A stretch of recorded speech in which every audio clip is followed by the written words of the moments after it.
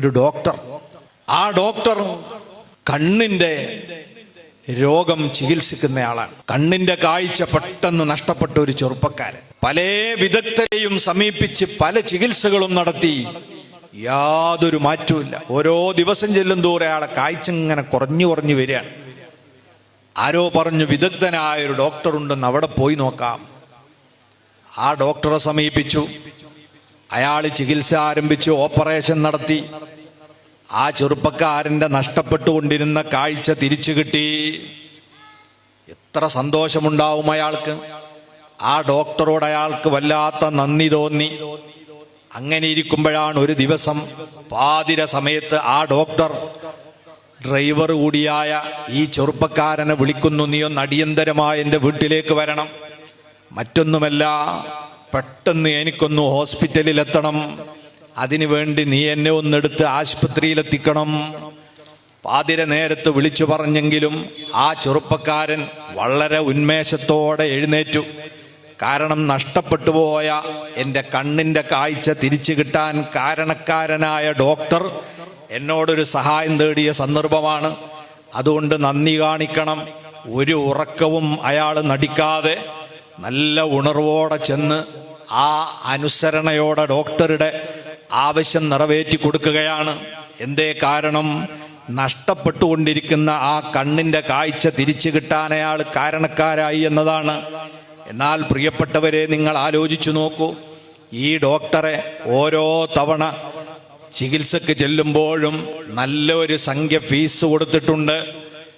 ഓപ്പറേഷന് വിധേയനാകുന്നതിന് മുമ്പ് കാശടച്ച് ബില്ല് വാങ്ങാൻ കൽപ്പിച്ചു, അത് അടച്ചിട്ടുണ്ട്. ഈ രീതിയിലാണ് ഡോക്ടർ ചികിത്സിച്ചതെങ്കിലും അയാളോട് നമുക്കുണ്ടാകുന്ന നന്ദി എത്രയാണ്. എന്നാൽ ഈ രണ്ട് കണ്ണുകളും ഒരു ചില്ലിക്കാശ് വാങ്ങാതെ സൗജന്യമായി തന്നൊരു റബ്ബ് നമുക്കില്ലേ?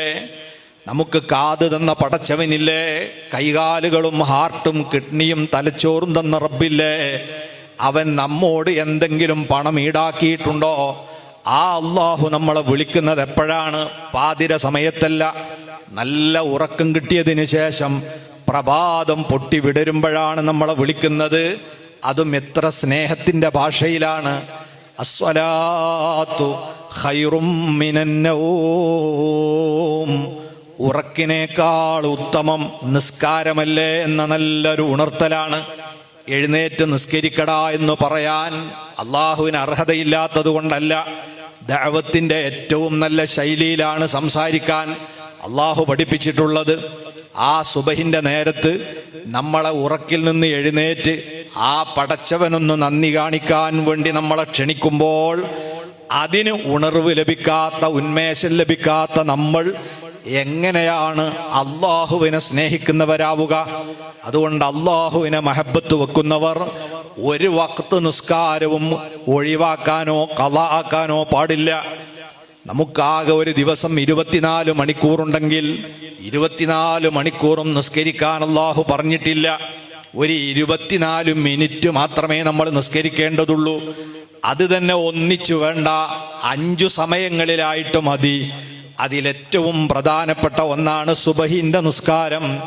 ആ നിസ്കാരം പരമാവധി തൊട്ടടുത്തുള്ള പള്ളികളിൽ ചെന്ന് ജമാഅത്തായി തന്നെ നിർവഹിക്കാൻ നമ്മൾ പരിശ്രമിക്കണം. ഒരു സാധാരണ ജമാഅത്ത് പോലെയല്ല സുബഹിന്റെ ജമാഅത്ത്. ഇന്ന ഖുർആനൽ ഫജ്രി കാന മശ്ഹൂദാ.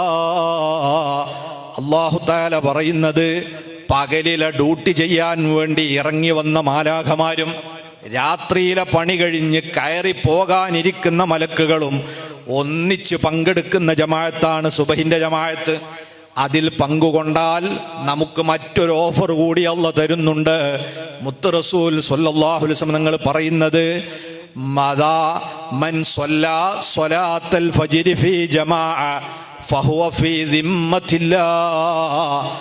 ആര് സുബഹി നിസ്കാരം ജമാഅത്തായി നിർവഹിക്കുന്നുവോ അവൻ അള്ളാഹുവിന്റെ കാവലിലാണ്.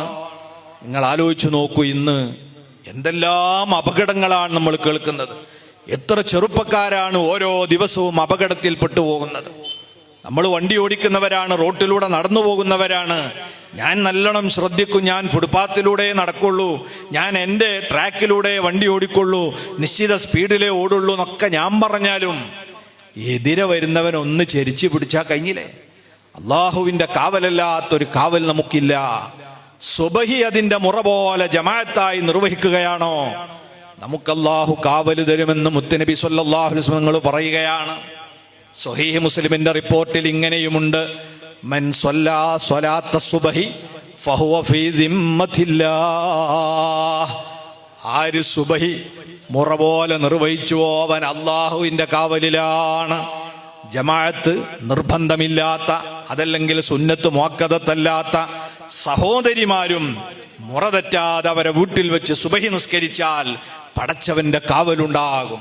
അങ്ങനെ സുബഹി അടക്കമുള്ള 5 നേരത്തെ നിസ്കാരവും നമ്മൾ നിർവഹിക്കുകയും മറ്റ് അള്ളാഹുവിൻ്റെ കൽപ്പനകളും വിധിവിലക്കുകളും മാനിച്ച് ജീവിക്കുകയും ചെയ്യുക കൂടെ ചെയ്യുമ്പോഴാണ് നമ്മൾ അള്ളാഹുവിനോട് മഹബ്ബത്തുള്ളവരാവുക.